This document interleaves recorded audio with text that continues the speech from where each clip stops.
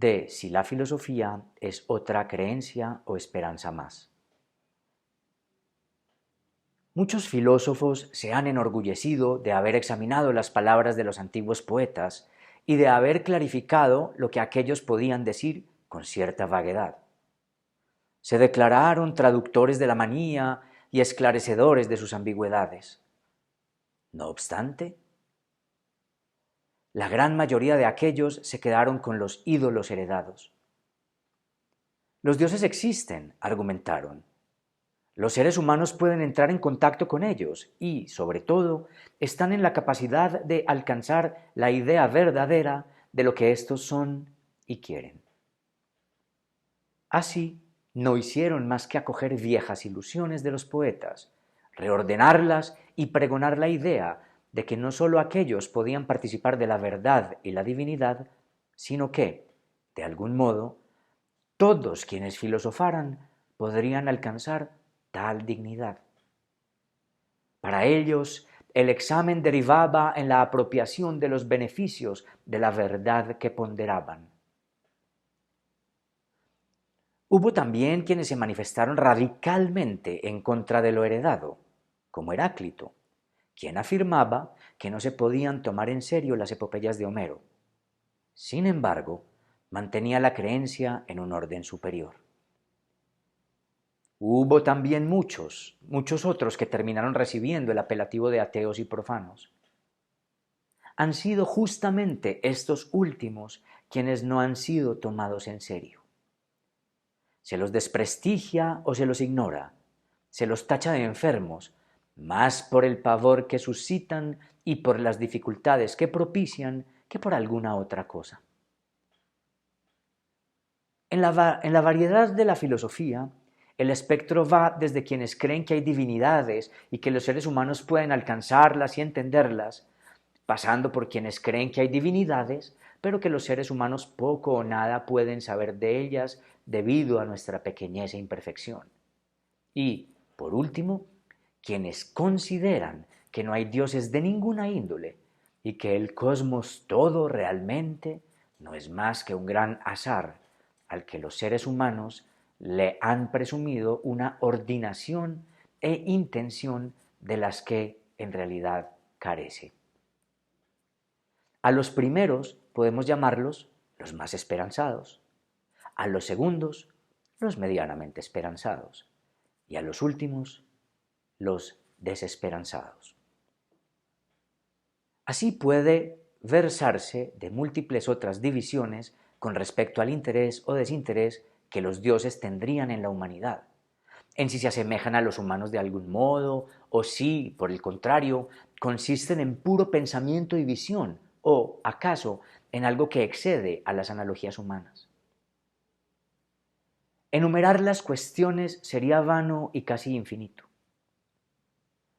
Todo análisis le apuntaría a lo mismo. Se han mencionado aquí algunas anatomías para mostrar que la filosofía realmente no ha hecho nada más que opinar acerca de las verdades heredadas, sin dar respuestas concluyentes y acomodarlas a sus propios intereses. Cada filósofo y cada escuela comentan y clasifican las verdades recibidas, legitimando algunas, desestimando otras y proponiendo algunas más. Pareciera que quien se hace filósofo está destinado a barajar las verdades recibidas y a tomar posición ante lo que ha legitimado para sí. Algunos, como por ejemplo Calícles de Tinos, le reprochan a la filosofía que disfraza las opiniones para acceder a alguna verdad. Ya Polibio de Samos censuraba que, pese a criticar a los tiranos, la filosofía misma no era otra cosa que un modo de la tiranía al adjudicarse las posibilidades de unos procedimientos que permitirían el conocimiento excelso de lo vero y lo falso, lo divinal y lo humano.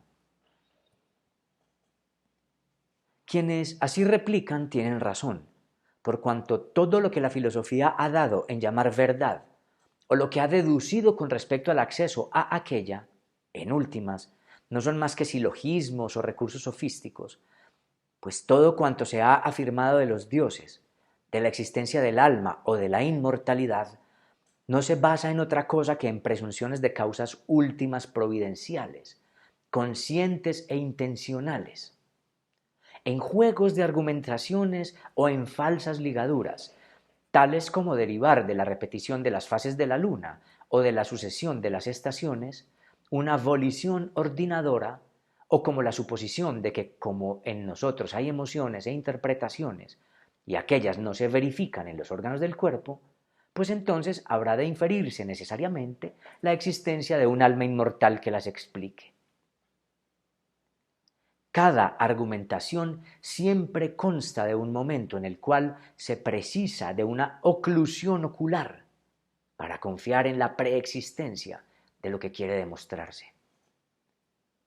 Gracias a aquella cerradura puede edificarse el ídolo. Los filósofos pululan, pero no son mayoría. Nunca lo han sido. Abundan los comerciantes, los alfareros, los esclavos y hasta los detractores de las cuestiones filosóficas.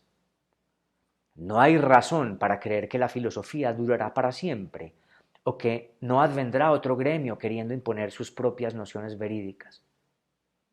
Si visitamos algunos de los pueblos bárbaros, atestiguaremos que, por ejemplo, para muchos priman las virtudes de los alfareros, de los pastores o de los mercaderes, y conforme con ellas se organizan. En otros, por ejemplo, priman las virtudes marciales, como era el caso de los lacones y las amazonas. Nada hay en estos oleajes humanos, en esta estirpe de hojas que caen de los árboles, que nos impida suponer que en un futuro imperará, por ejemplar apenas algo, las virtudes de los pescadores, los comerciantes o los polémicos. También para ellos, sus ídolos serán considerados como fulgorosos, medirán con sus cánones y aspirarán la constitución de un mundo del tamaño de sus peces, mercancías o armas. ¿Por qué Egesías es filósofo? Su propuesta. Mas, he aquí algo paradojo, y es que yo mismo me llamo filósofo, no porque me ocupe de los asuntos inalcanzables para el ser humano, sino porque me veo obligado, al menos, a optar por algunas palabras en las cuales presumo alguna verdad. El ser humano está obligado a situarse ante algún ídolo. Solo desde allí puede afirmar cualquier cosa y vivirse de algún modo. Las objeciones que se le dirigen a la filosofía en general pueden hacérseles a las palabras que aquí compongo, o a cualquier otro discurso que pretenda dar cuenta de cualquier subjeto. A todo argumento le está destinado su contrario, porque ningún sermón ostenta la cabalidad. Cada aserto, al dirigirse necesariamente a otros, se demuestra como inacabado y, simultáneamente, en virtud del deseo de convencimiento que conlleva, también como un anhelo, siempre vano y jactancioso, de cabalidad, coordinación y dominio.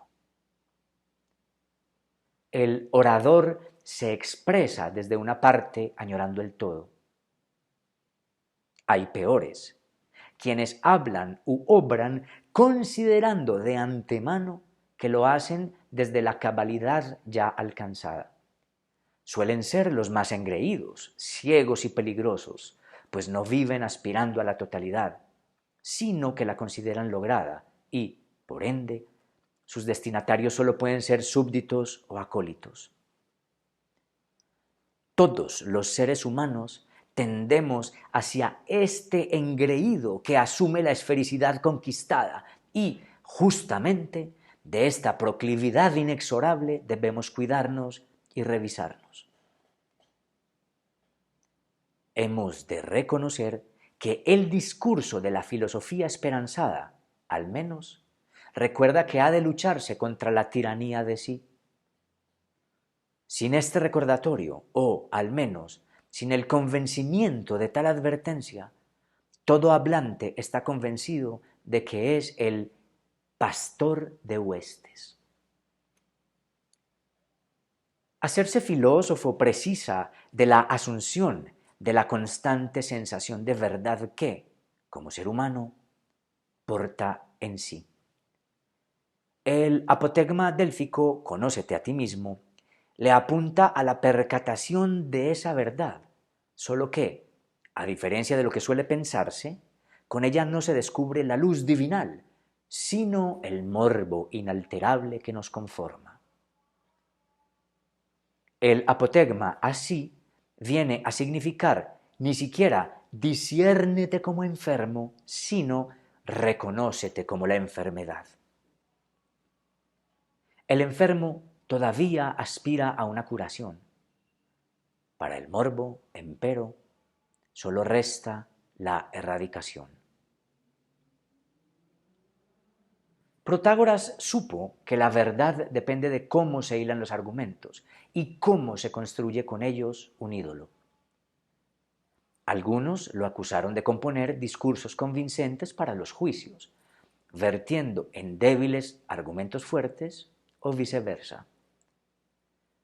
Esta habilidad sofística enervaba a Sócrates, con razón, porque consideraba que la verdad había de ser única, cabal y existente allende el hombre, mientras que el sofista entendía que aquella consistía en una presunción y composición con consecuencias mutables y útiles. Sócrates era un sofista convencido de no serlo, un crédulo de su propio ídolo. En suma, lo que se entiende por justicia y verdad no es más que el ídolo hecho norma. Yo mismo aprendí, gracias al legado de Protágoras, que acaso la verdad no sea más que un asunto humano, una acomodación ineludible. Sócrates peleó contra la personalización de la verdad y se empeñó en proponer un modo humano único de acceder a ella. Quiso extender la ilusión de la humanidad a todo el cosmos para llamarlo causa y a nosotros consecuencia. ¿Acaso, y he aquí mi propuesta y percatación, lo único universal para lo humano sea que la verdad yace tan solo para nosotros y en nosotros? No tenemos noción de la verdad debido a que los dioses o providencia alguna nos la insuflaran, sino que, a diferencia de las bestias y del resto de lo vivo, para nos ello no es más que una peculiaridad incómoda, un defecto íncito, un morbo constitutivo. Los dioses son nombres con los cuales perfumamos nuestra hediondez. ¿Cuándo los superaremos? Y aunque lo superásemos, no dejaríamos de heder. La tradición ha tornado por fulgoroso lo que no es más que éter mefítico. Hemos tomado el cobre por oro, hemos llamado salud a la morbidez. La filosofía, tal como la propongo ahora, no sería un intento por alcanzar lo ajeno a lo humano, no constituiría una elevación ni una trascendencia de nuestra condición, sino una exhortación para la percatación de nuestra peculiaridad, una comprensión de nuestra gravedad, una agnición de este morbo incurable que somos. La filosofía debería permitirnos el desplome para descansar de nosotros mismos, porque la fantasía ideal nos mantiene a flote en un inocuo sufrimiento y en perenne aspiración.